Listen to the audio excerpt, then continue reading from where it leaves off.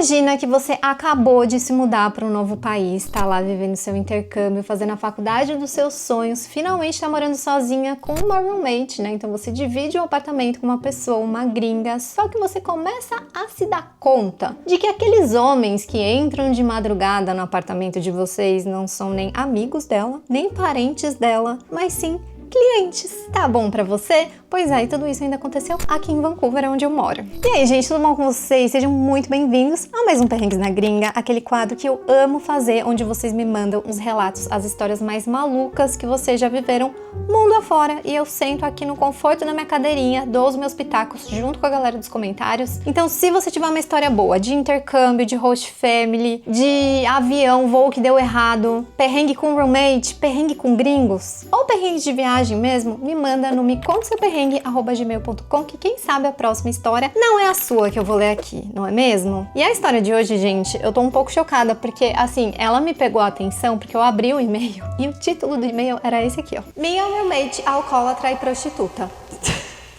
Como não chamar a atenção de uma pessoa? Enfim, né? Aí eu fico assim, gente, o brasileiro, ele já se humilha no Brasil, né? Mas aí quando ele resolve se aventurar para além das terras tupiniquins, eu sinto que a humilhação, ela vem em dobro.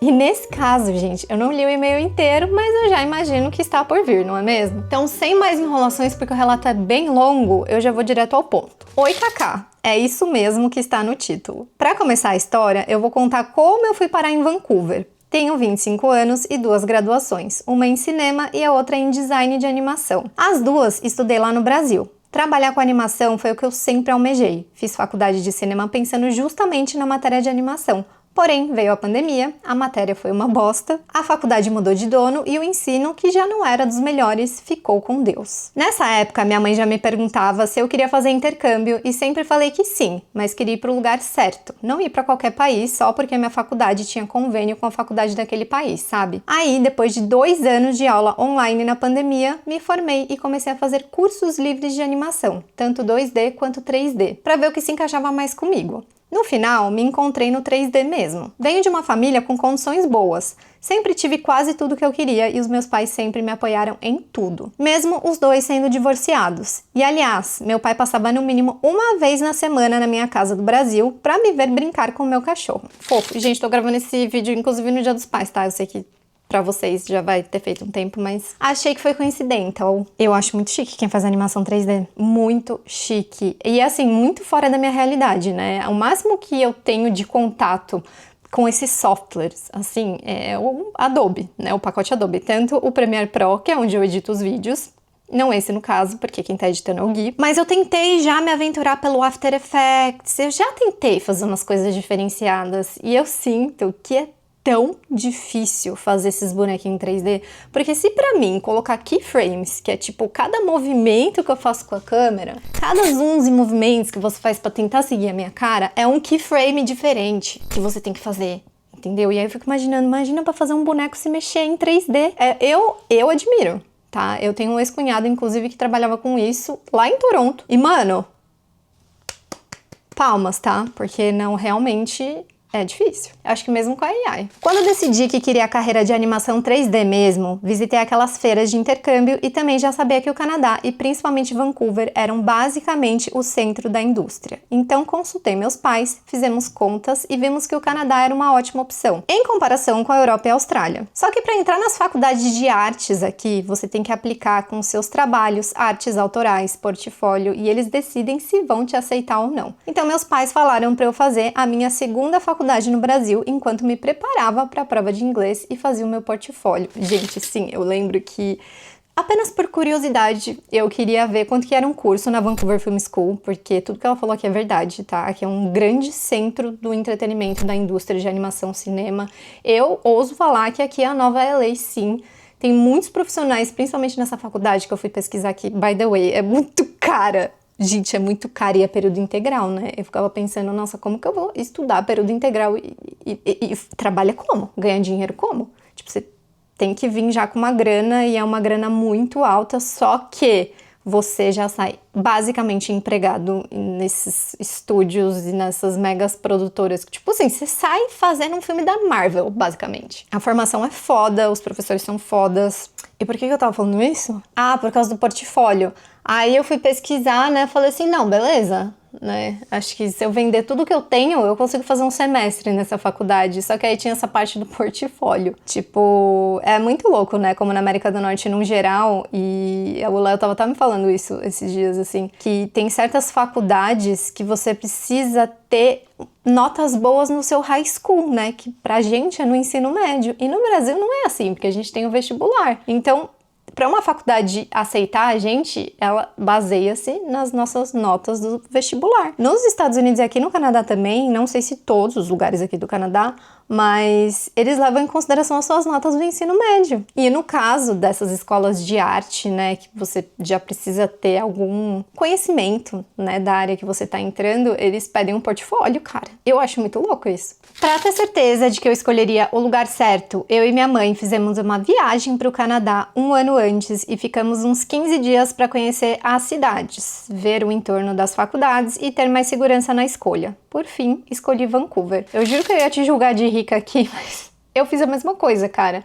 Eu acho que se você tem um mínimo de condição, assim, se você quer fazer uma faculdade que normalmente é um período longo, e você puder conhecer esse lugar antes com alguém de confiança, já que provavelmente ela era muito novinha, né, nessa época, eu acho muito viável você conhecer o destino antes, sabe? Tipo, saber onde fica a escola, se é num lugar de boa, se é onde você vai morar, é tranquilo, o transporte, a locomoção. Nossa, esse é o melhor dos cenários, né? Eu sei que é pra poucas pessoas, né, fazer isso, mas que bom. Mas pelo jeito, nem assim ela evitou perrengues, né? Então vamos continuar. Então eu apliquei e consegui entrar pra faculdade que eu sonhava. E sinceramente, me emociono toda semana vendo nas paredes os cartazes dos filmes que os ex-alunos participaram e dos diretores que já foram dar palestras por lá. Eu acho que ela estudou na Vancouver Film School, porque lá tem isso, tipo um corredor com os cartazes. Comenta aqui embaixo, tá? Qual foi a sua faculdade? Podia ter me falado, eu sou muito curiosa. Como deu pra perceber, adoro segurança. Sou bem tranquila, só bebo no aniversário dos meus amigos, não sou muito de festa e adoro ficar quieta lendo um livro em paz. E aqui entra a roommate. Decidi ficar em um prédio de residência estudantil bem famoso aqui em Vancouver, com várias sedes e com convênio, recomendação de quase todas as faculdades daqui. Escolhi um prédio cheio de regras para ter paz e sossego.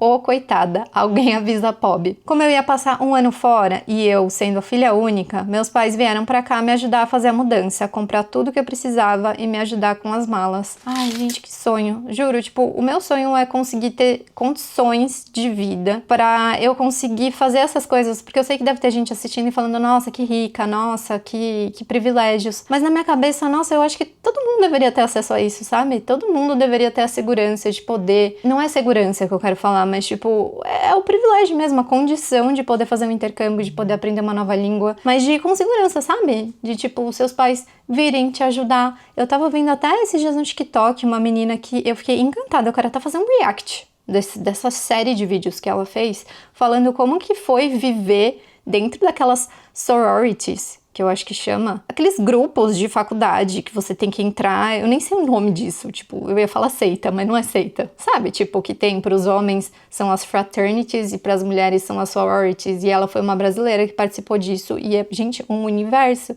E ela fala, cara, meu pai foi lá, você divide, né, quarto, você mora dentro da faculdade, você divide quarto com a pessoa, então tem todo aquele ritual, tipo, dos seus pais, de você decorar a parede do seu quarto, de você conhecer a sua roommate. Eu sei que isso é um pouco romantizado demais, mas, nossa, eu quero muito poder ter condições de fazer isso, sabe? Se um dia eu vier a ter filhos e ele for, sei lá, ir pra outro país, poder trazer essa segurança, eu acho maravilhoso. Ah, por que tem uma mosca aqui dentro? Juro, toda vez que eu vou gravar vídeo, entra uma mosca aqui. Chegando no dormitório, começamos a arrumar tudo e desfazer a minha mala. No meio disso, minha roommate foi ver o que estava acontecendo na casa. Aí me apresentei meus pais e ok.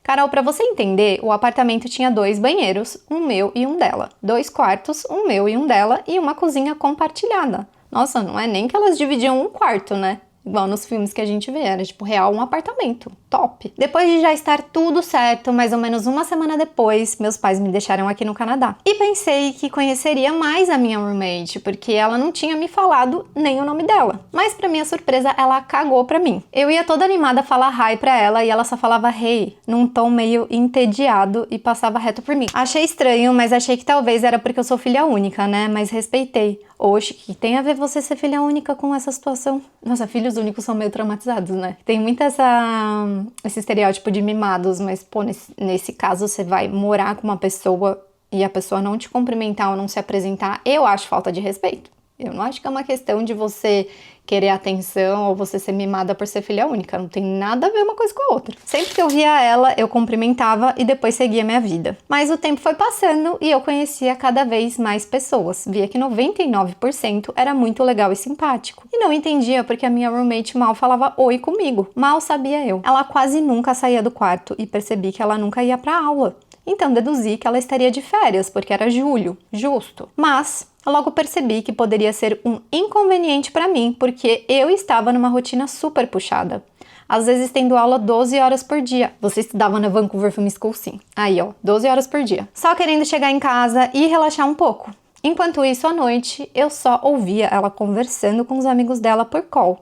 Às vezes até de madrugada. E sim, no prédio tem horário que não pode fazer barulho, mas ela cagava pra isso. Até aí tudo bem. Acho que em todo lugar, né? Até 10 da noite. Mas eu acho que nesse caso ela só tava falando muito alto, né? E é meio foda de reclamar. Tipo. Então, um domingo, um dos meus primeiros que eu estava lá no AP, ela me avisa que o namorado dela ia pra lá de tarde. Falei, ok, tava super de boa, saí pro shopping, fui dar uma volta e quando voltei, o namorado tava lá no quarto dela. Não vi ele, mas ouvi a voz. Isso é importante. Na semana seguinte, sábado, umas 11 da manhã, estava na minha cama resolvendo umas coisas dos cartões de crédito quando eu ouço a voz dela e de um cara. Achei que a voz estava meio diferente, mas achei que foi porque eu ouvi a voz daquele ser humano abafada por ele estar dentro do quarto dela na semana anterior. Ok, quando de repente o cara que estava sem camisa me abre a porta do meu quarto. E ele não tinha percebido que estava no quarto errado, até eu gritar hey. Aí ele se assustou e só saiu. Fiquei tremendo de susto. Nessa hora, minha roommate estava no banheiro. Esperei ela sair e perguntei quem era aquele homem, né? Ela disse que era o namorado. E eu falei pra ela que levei um baita susto, para não falar outra coisa. E como se não bastasse, quando fui fazer minha saladinha pro almoço, ainda escutei os dois fazendo aquilo. Óbvio que contei pra minha família o que aconteceu e eles acharam super estranho ele ter se confundido, porque o quarto dela era mais longe que o meu, mas até achei que ele poderia estar chapado. Aí, com o passar dos dias, a coisa foi piorando. Ela não me avisava mais quando o namorado vinha. Eu só escutava a voz dela e de um homem de madrugada, mas achei que a voz dele estava diferente. Mas, se ela estava traindo o namorado, o problema não era meu. Com o tempo, a higiene dela em relação à cozinha foi ficando bem porca. Não lavava prato mais, eles inclusive ficavam dias na pia, deixava comida no chão e não limpava. Até que eu cheguei no meu limite, quando ela sujou de cheddar meu pano de prato que eu trouxe do Brasil e não lavou. Pausa. Gente, pano de prato é um negócio... Sério, quem assistiu meu último vlog sabe que eu fui na HomeSense e eu comprei panela, né? Porque eu tava com umas panelas que a tampa não cabia. E eu comprei pano de prato, só que eu compro toalha, tá? Porque pano de prato aqui, ele não seca, ele não absorve água. Eu acho uma coisa muito bizarra. Então, todas as vezes que eu vou pro Brasil, eu pego pano de prato. Porque é o pano de prato do Brasil é o melhor, não adianta. Fora que tem um afeto, né? Então, pegar o pano de prato do Brasil... É uma ofensa, tá? Na minha opinião, é o início de uma guerra. Aí fui bater na porta dela pra reclamar da sujeira e do pano de prato, do barulho e deixar claro que eu estava brava. Eu já tinha reclamado com ela sobre barulho, porque a bicha achava que estava morando sozinha em uma casa de 2 andares, de tanto que ela gritava conversando com o povo. E a situação com ela foi só piorando. Teve uma vez que ela deixou uns 3, 4 dias uma montanha de lixo que eu tinha tirado do quarto dela e deixou na cozinha, esperando que ele sumisse magicamente. Pois ficou lá até a bonita jogar fora. Eu não sou empregada de ninguém, sou boa, mas não otária. Fora os nachos, cheddar nas coisas... queijo derretido e batata frita vários dias no chão. Um nojo, nossa, mas que alimentação. Me deu até o meu intestino irritável me deu até um embrulho. Porque ninguém merece viver numa sujeira dessa, né? Nossa, a gente brasileira, a gente é chato. E eu acho que morar num lugar com pilhas de lixo e louça... Não. Já vem a voz da Márcia Sensitiva aqui, ó. Falando dos espíritos comilões. Ah, fora que sempre aparecia uma caixa daquela bebida Mike's no lixo. E cada vez mais e mais. Mas achava que ela bebia junto com o namorado. E na minha ingenuidade, achei que a maioria era dele. Com 3 semanas daquele AP, cheguei no meu limite. Já tinha tirado fotos das coisas que ela tinha feito de errado, gravado vídeo provando que ela não respeitava a hora do silêncio, nem fazia questão de manter o ambiente como minimamente limpo e organizado.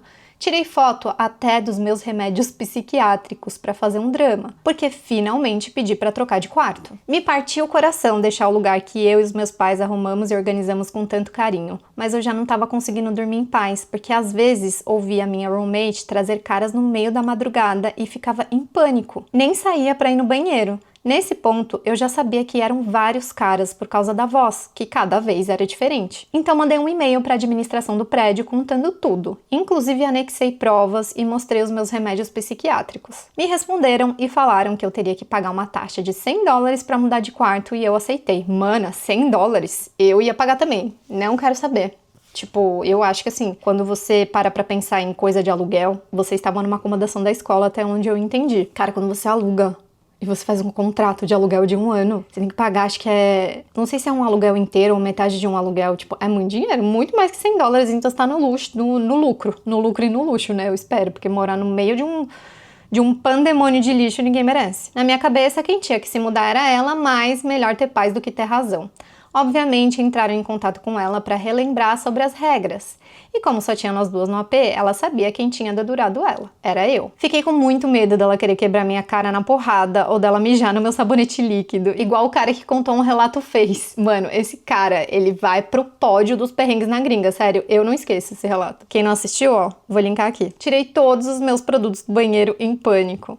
Lembrando que eu nem sabia o nome dela. Mano, como assim? Estava 3 semanas lá, você não sabe o nome dela ainda? Só sabia que ela era agressiva conversando, usava bastante palavrão e xingava todo mundo. Bom, no dia seguinte que eu mandei o e-mail, ela veio falar comigo. Bateu na porta do meu quarto e pediu pra tomar uma bebida com ela. Falei que eu não bebo porque eu não gosto do gosto mesmo, mas podíamos conversar de boa. Foi aí que ela disse que realmente tinha problemas com bebida. Disse que quando ela começa a beber, não consegue parar e que naquele momento mesmo estava bêbada. Meu Deus. Eu tentei ser a pessoa mais amigável e amável para ela não dar na minha cara. Falei que eu pedi para mudar de quarto, ela não sabia disso, porque não queria incomodar ela, que achava que ela estava de férias e eu com uma rotina muito puxada, que então nossos horários não estavam batendo e tudo bem, acontece. E sinceramente, Carol, eu só queria me sentir segura e ter uma noite de sono em paz. Aí ela amansou, até me convidou para ver o quarto dela. Fiquei só na porta, mas deu para ver uma garrafa de vodka pura pela metade e outro engradado de bebida alcoólica que ela já tinha bebido metade também. Nessa hora tentei fazer cara de costume, mas só pensava, meu Deus, crying. Nessa hora ela desabestou a falar e começou a me explicar que tinha largado a faculdade e que muito provavelmente seria expulsa do prédio, porque só pode morar aqui quem está matriculado e estudando. Então, como ela estava bêbada e pegou confiança em mim, contou que, na verdade, aqueles caras que eu tinha ouvido no apartamento eram os clientes dela. Ai, eu tô com dó dela. Achei que ia ser um perrengue em que eu ia querer guerra, treta, puxão de cabelo. Agora eu tô com dó da menina. Não. Eu tive que fazer uma poker face de milhões e dizer que tava tudo bem, que a vida era dela e eu não tinha nada a ver com isso, o que era verdade. Contei que fiquei apavorada de ficar ouvindo ela trazendo homens pro apartamento sem me dizer antes, ainda mais de madrugada. E aquele cara que tinha entrado no meu quarto, ela confirmou que era cliente dela.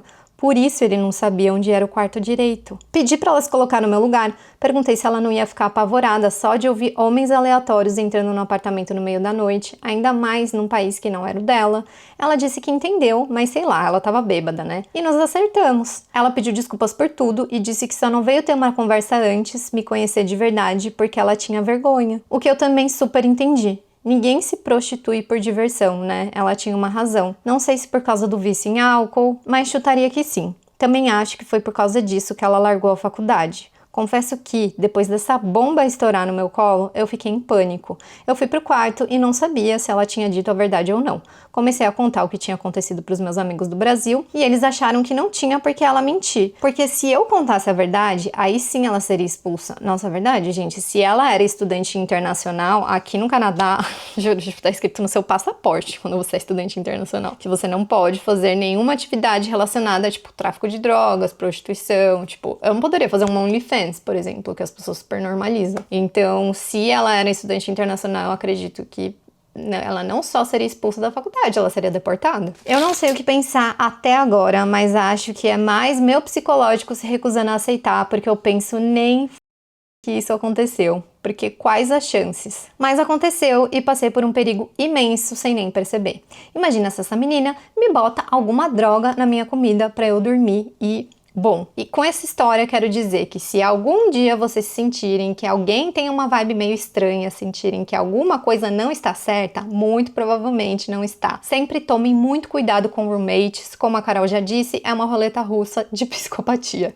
É isso, beijo, Juliana. Nossa, Juliana, eu amei seu relato. Amei, entre aspas, né? Tipo, bem sinistro, bem, sei lá, tipo, me coloco no seu lugar. Eu acho que foi até bom você não ter criado nenhum vínculo com ela, né? Porque, tipo, olha eu aqui, já tô morrendo de dó dela, já ia querer ajudar de alguma forma. E muitas vezes, cara, você querer ajudar uma pessoa... Não tô falando pra não ajudar, não tô falando que eu não ajudaria, tá, gente? Mas muitas vezes nessa situação, tipo, você não conhecendo, é o que você falou, tipo, a pessoa, às vezes, não tem uma índole boa, né? Às vezes a pessoa pode querer se vingar de você, tipo, pô, a pessoa tomou uma bronca lá do prédio, provavelmente vai ser expulsa. E se ela quer se vingar?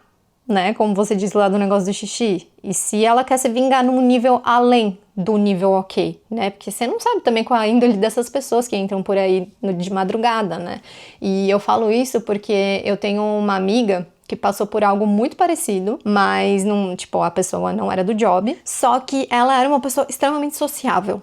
Então era uma pessoa que dividia o apartamento com ela, mas que estava sempre trazendo gente. E não era só, tipo, homens que ela ficava aleatoriamente, porque, mano, até aí tudo bem, ninguém tem nada a ver com quem você pega, transa, não sei o quê.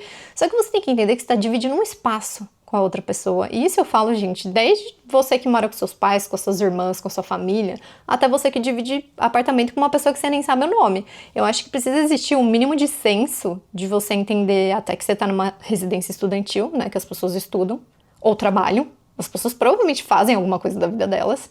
Então, respeitar, né, ter minimamente regras. Eu acho que no caso de vocês, eles devem escolher um apartamento aleatório, né? Você não tem o direito de escolher a sua roommate, mas se você tá indo fazer intercâmbio e de repente tá procurando um lugar pra morar, eu acho que existem algumas coisas que você tem que fazer.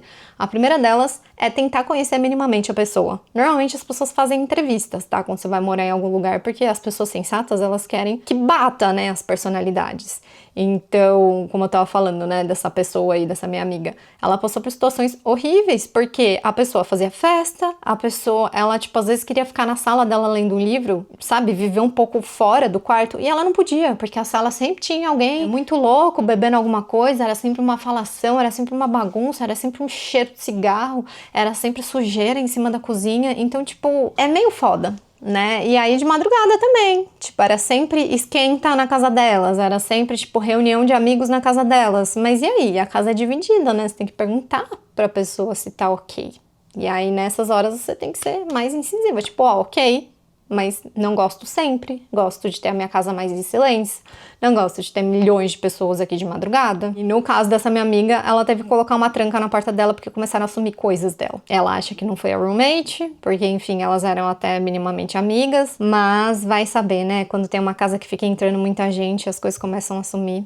É triste. Tipo, meu, você tem que viver dentro do seu quarto, não poder socializar, não se sentir confortável na própria casa, é um inferno. Eu acho que é importante a gente saber com quem que a gente vai morar, nem que a gente tem que fazer o detetive. O FBI, cara, tipo, reúne suas amigas do Brasil, que seja, e manda futricar as redes sociais dessa pessoa. É foda que gringo é muito low profile, né? Tipo, tem gringo que não tem redes sociais. Mas eu fuçaria Facebook, eu fuçaria Instagram, eu fuçaria tudo o que eu puder fuçar, até LinkedIn dessa pessoa, pra ver onde ela trabalha e tal, pra ver se eu tô morando com uma pessoa minimamente ok. Pelo menos nas redes sociais, sabe? Uma vez que eu comece a morar com essa pessoa, eu acho que é importante ter regras, não só de convivência, mas regras relacionadas à limpeza, né? Tipo, essa semana fulano limpa o banheiro, na próxima semana sou eu que limpo o banheiro, essa semana sou eu que limpo a cozinha, na próxima é você. Ou tipo, quando eu morei com uma pessoa, né, na Emirates, a gente sempre falava do sujou, limpou. Tipo, cara, você usou a cozinha, você vai, tipo, cozinhar mil coisas. Sujou, limpou, guardou a louça, deixou tudo bonitinho pra próxima pessoa usar. Cara, é muito chato você querer chegar pra tomar café e ter, tipo, a louça do dia anterior, no caso dela, né, de dias anteriores, acumulando bicho, mosca, cheiro, espíritos obsessores. Não dá. Acho que quando você mora, assim, com uma pessoa que você não sabe nem o nome, que você não sabe nem a índole, que você escuta coisas de madrugada, tem que ter tranca no quarto. E, obviamente, tentar ir embora o quanto antes, entendeu? Tentar fazer amigos e ir morar em outro lugar com pessoas que você confia mais. E, principalmente, confiar na sua intuição, sabe? Mas se impor também, sabe? Tipo, fazer que nem ela. Falar, olha, não tá ok pra mim, preciso que você limpe essa sujeira, não tá ok pra mim, preciso que você pare de fazer barulho de madrugada, não tá ok pra mim, todo dia tem um cara diferente aqui. Ah, mas é minha casa, você não tem que se meter na minha vida sexual. Ou entrar num consenso, porque, cara, eu não tô me sentindo segura. Tipo, o cara entrou no meu quarto, velho. Tipo, é seu amigo? Ele tá muito louco? Vocês usaram droga? Vocês estão bêbados? No caso dela, ela deu sorte da menina ter sido, né, pelo menos honesta com ela. Acho que ela foi expulsa, eu espero que ela esteja bem, né? Eu fico com dó, cara. O vício, ele sempre vem pra tampar alguma dor, né? Mas ao mesmo tempo, tipo, você não é babadela também. Eu espero que você... Você tá lá ainda? Você ainda mora em Vancouver? Vamos tomar um café? Ai, gente, me chamem pra tomar um chazinho. Nossa, eu quero muito saber se você estuda na Vancouver Film School. Deve ter muitas histórias legais dessa escola. E é triste, né? Porque uma menina, né, no caso, é um roommate dela, que tem condições financeiras de fazer uma Vancouver Film School, tá se prostituindo e tá, nossa, dependente de álcool, foda, né? Eu espero que, tipo, a próxima pessoa que tenha entrado pra morar com ela, seja aí ou seja em algum outro lugar, ela tenha criado algum tipo de vínculo, porque eu acho que se fosse alguém que eu já tivesse algum vínculo mínimo, tipo, por exemplo, minha roommate lá da Emirates, que a gente era amiga, se de repente eu começo a ver que, meu, toda hora um cara diferente, ela não tá mais tendo higiene, ela tá bebendo muito, eu acho que eu ia tentar, se eu conhecesse, né, uma amiga dela, e falar assim, ah, você...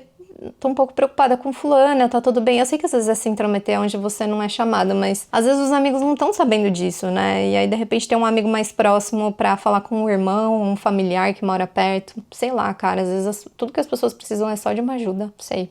Não sei. Deixa a opinião de vocês aqui embaixo. Morar fora nem sempre é um mar de rosas, né? A gente nunca sabe com quem a gente vai morar. Se a gente cai num lugar que, infelizmente, a gente ainda não conhece ninguém. A gente pode super morar com alguém que vai virar um baita amigo, sei lá, amigos pra vida inteira, mas às vezes você pode morar com um psicopata, infelizmente. É o que eu falo, né? Eu tenho essa minha amiga que começou a sumir, né? Ela começou a ser furtada na casa dela porque era sempre muita gente frequentando a casa.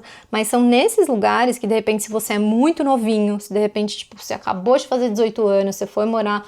Acontece muito, porque aqui nesse caso são duas pessoas dividindo um apartamento, acontece muito de estudante que não tem grana e vai morar em casas, share houses, tipo, casas com 20, 30 pessoas. Aí, mano, não tem muito o que fazer, né? Vai sempre ter milhões de pessoas circulando aí. É importante a gente tomar cuidado porque são nesses momentos que pode, de repente, acontecer algum abuso. Não sejam bonzinhos. Coloquem limites, preservem seu emocional, gente. Não se esqueçam que se vocês estão morando fora, principalmente para quem tá fazendo intercâmbio, você tá indo lá para aprender, né? Aí se você não consegue dormir, como é que você vai se dedicar a aprender aí o curso do seu sonho de animação 3D de uma escola caríssima que seus pais, tipo, fizeram um baita esforço para colocar você lá? Então, vamos se ligar. O que vocês fariam nessa situação?